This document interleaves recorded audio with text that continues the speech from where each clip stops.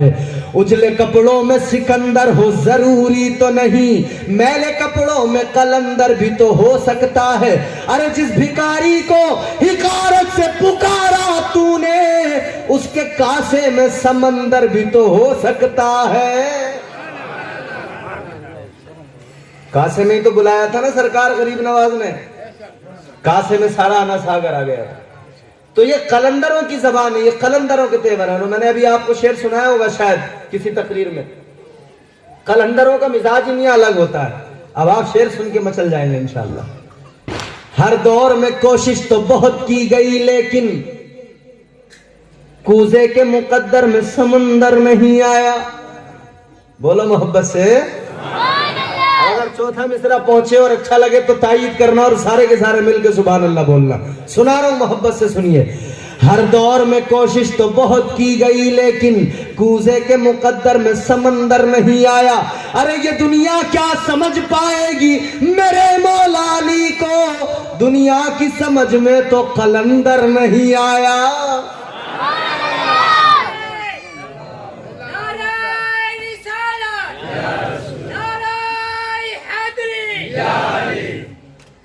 تو قلندروں کی زبان بھی بڑی نرالی ہوتی ہے، تیور ہی الگ ہوتے ہیں۔ سنو سنو مکے کی سرزمین پہ ایک میلہ لگا ہوا ہے، سارے قبیلے آس پاس کے جمع ہو گئے، مکہ شہر کے لوگ جمع ہو گئے۔ اس میلے میں سب ایک دوسرے سے بے خبر ہیں، ہنگامہ حیات انسانی ہے۔ سارے لوگ لگے ہوئے میلے کے اندر، میلے کی رنگینیوں میں گم ہو گئے، میلے کی رعنائیوں میں گم ہو گئے۔ اگر کوئی تلوار چلانا جانتا ہے تو تلوار بازی کا اپنے فن کا مظاہرہ کر رہا ہے۔ اگر کوئی پہلوان ہے تو کشتی لڑ رہا ہے، وہ اپنے فن کا مظاہرہ کر رہا ہے۔ پہلی کڑی کی طرف لاتا ہوں میں تم کو۔ سارے لوگ اس میلے کے اندر ایک دوسرے سے بے خبر ہیں، لیکن ایک عورت ہے، ایک عورت اس ہنگامہ حیات انسانی سے بالکل الگ ہے، کسی سے کوئی مطلب نہیں ہے۔ وہ عورت خانہ کعبہ کا طواف کر رہی ہے، خانہ کعبہ کے ارد گرد گھوم رہی ہے، چکر لگا رہی ہے۔ اللہ اللہ، طبیعت خراب ہونے لگی، طبیعت بگڑنے لگی۔ اچانک وہ حالت ہو گئی کہ جب بچے کی ولادت کا وقت قریب آتا ہے، درد ہونے لگا۔ جیسے درد زہ شروع ہوا، اللہ اللہ میری طرف دیکھو، ادھر ادھر مت دیکھو، آنے والے آتے رہیں گے، آپ میری طرف دیکھ کے توجہ سے سنو۔ اللہ اللہ میرے اے سنی بھائی غور سے سنو۔ وہ عورت خانہ کعبہ کا طواف کر رہی ہے، طبیعت بگڑنے لگی، درد زہ ہونے لگا۔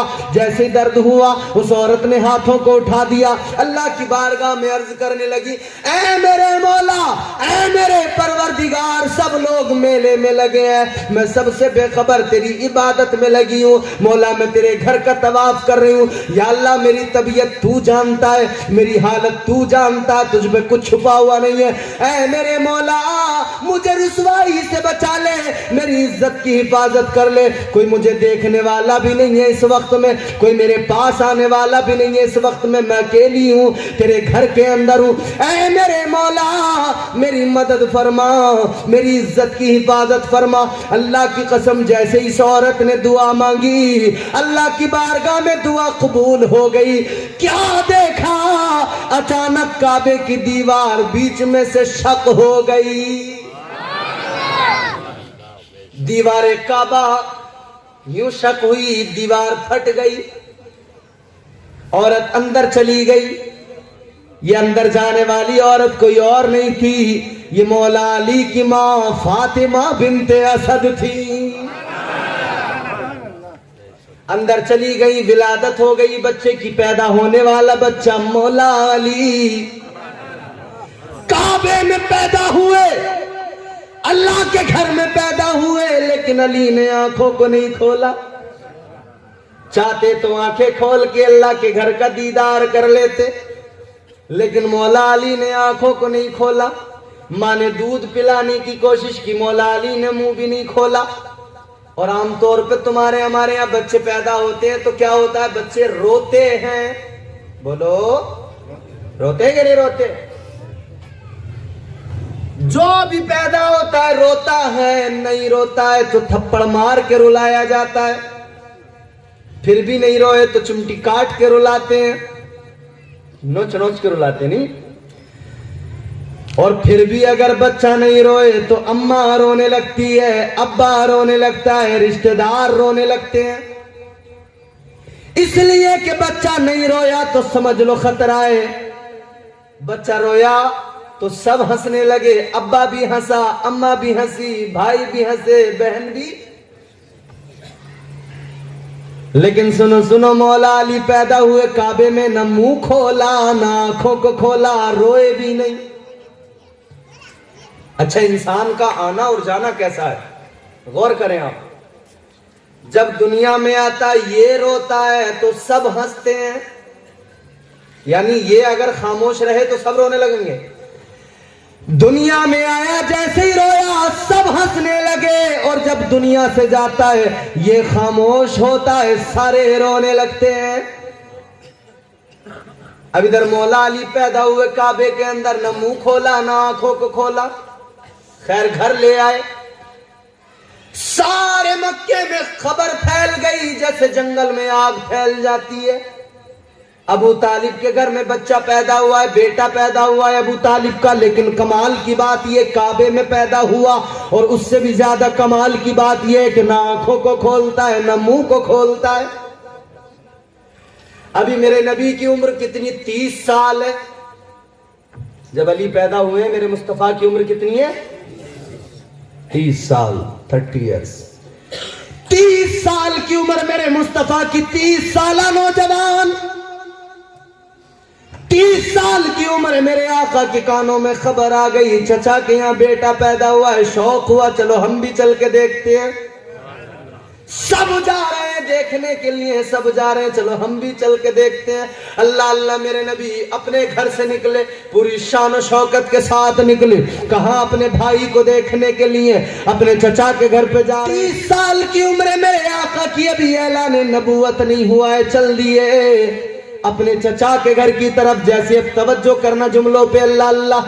جیسے ہی پہنچے نا ابو طالب کے دروازے میں, جیسے پہلا قدم رکھا دروازے میں, ادھر سامنے مولا علی, بچپن ہے, چھوٹے ہیں, آنکھوں کو نہیں کھولا تھا, سامنے آرام کر رہے ہیں. ادھر میرے نبی نے پہلا قدم رکھا, مصطفیٰ نے پہلا قدم رکھا. جیسے نبی کی نگاہیں علی کے چہرے پہ پڑی, علی نے فوراً اپنی آنکھوں کو کھول دیا. تاریخ نے سوال کیا, علی تم تو اپنی آنکھوں کو کھول ہی نہیں رہے تھے, پیدا ہوئے کعبے میں, چاہتے تو آنکھیں کھولتے, پہلے اللہ کا گھر دیکھتے. دنیا بھر کا مسلمان لاکھوں روپے خرچ کر کے جاتا ہے کعبے کو دیکھنے کے لیے, لیکن علی تو کعبے میں پیدا ہوئے مگر آنکھوں کو نہیں کھولا, نہیں دیکھا کعبۃ اللہ کو. ارے علی اب کیا ہوا, اب اپنی آنکھوں کو کیوں کھول دیا؟ علی نے جواب دیا تھا تاریخ کو. سنو, علی کے دل کی آرزو تھی, علی کی پہلی نظر جو پڑے گی وہ مصطفیٰ کے چہرے پہ پڑے گی, مصطفیٰ کے جمال پہ پڑے گی.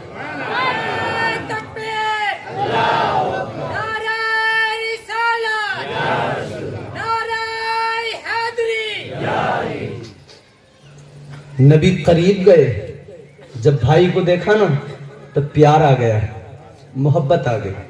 یوں ہاتھوں میں اٹھا لیا, ہاتھوں میں اٹھایا مولا علی کو. دیکھ رہے ہیں بھائی کو, دیکھ رہے ہیں چچا کے بیٹے کو, دیکھ رہے ہیں کس کو دیکھ رہے ہیں, مولا علی کو دیکھ رہے ہیں. نہ چھیڑ مجھ کو چٹائی پہ بیٹھا رہنے دے, یہ تو ابھی یہی تھا نا, نہ چھیڑ مجھ کو چٹائی پہ بیٹھا رہنے دے, تمام شہر کا فاقہ خرید سکتا ہوں. اب سننا چوتھے مصرے کا تیور بھی آپ کو پتہ لگے گا کیا ہے. اب یہ دو مصرے توجہ سے سنو. نہ چھیڑ مجھ کو چٹائی پہ بیٹھا رہنے دے, تم بھی توجہ سے سنو, تمہارا مائک بہت اچھا ہے, اللہ تمہیں بہت کامیابی دے. امام حسین کا صدقہ انشاءاللہ مولا علی کا ملے گا, اہل بیت کا, اور آپ سب کو بھی اللہ تعالیٰ اہل بیت کا صدقہ عطا فرمائے. بولو آمین. آمین زور سے بولا کرو, سمجھے. آمین پہ جی ایس ٹی نہیں لگتی ہے, کوئی بھی ٹیکس نہیں لگتا ہے. اللہ تعالیٰ ہم سب کو مرتے دم تک اہل بیت کی محبت پہ قائم رکھے. نہ چھیڑ مجھ کو چٹائی پہ بیٹھا رہنے دے، تمام شہر کا فاقہ خرید سکتا ہوں، ارے علی کے در کا بھکاری ہوں کیا سمجھتا ہے، میں تیرا سارا علاقہ خرید سکتا ہوں۔ نبی کی آغوش میں علی پیار سے دیکھ رہے مصطفیٰ، پیار بڑا، محبت بڑی، تھوڑا قریب کر لیا، اور محبت بڑی، اور پیار بڑا، تھوڑا اور قریب کر لیا، اور محبت بڑی، اور پیار بڑا، تھوڑا اور قریب کر لیا، اتنا قریب کیا، اتنا قریب کیا کہ نبی نے اپنے لبوں کو علی کے لبوں سے لگا دیا۔ اور جیسے ہی میرے آقا نے اپنے لبوں کو علی کے لبوں سے لگایا، علی نے اب تک منہ نہیں کھولا تھا، روئے نہیں تھے، ابھی تک ماں کا دودھ بھی نہیں پیا تھا، لیکن نبی کے لب لگے، علی نے فوراً منہ کھول دیا۔ علی نے جیسے ہی منہ کھولا، نبی نے علی کے منہ کے اندر اپنی زبان داخل کر دی، اور جیسے ہی نبی کی زبان علی کے منہ میں آئی، علی نے چوسنا شروع کر دیا، اور علی نے زبان کو جیسے چوسا، ویسے ہی تاریخ نے ایک سوال کر دیا، علی روئے بھی نہیں، ماں کا دودھ بھی نہیں پیا، تم تو منہ ہی نہیں کھول رہے تھے، اب کیا ہوا؟ اب فوراً منہ کھول دیا، اب زبان مصطفیٰ کو چوسنے لگے۔ اللہ اللہ، تاریخ کو مولا علی نے جواب دیا اور ارشاد فرمایا کہ سنو، علی کے دل کی آرزو تھی، علی کے دل کی تمنا تھی، علی کے حلق میں سب سے پہلی جو چیز جائے گی وہ مصطفیٰ کا لعاب دہن جائے گا، وہ مصطفیٰ کا پاک لعاب ہوگا، وہی لعاب کہ اگر اس کو کھارے پانی میں نبی ڈالے تو وہ پانی قیامت تک کے لیے میٹھا ہو جاتا ہے۔ یہ ہے مولا علی۔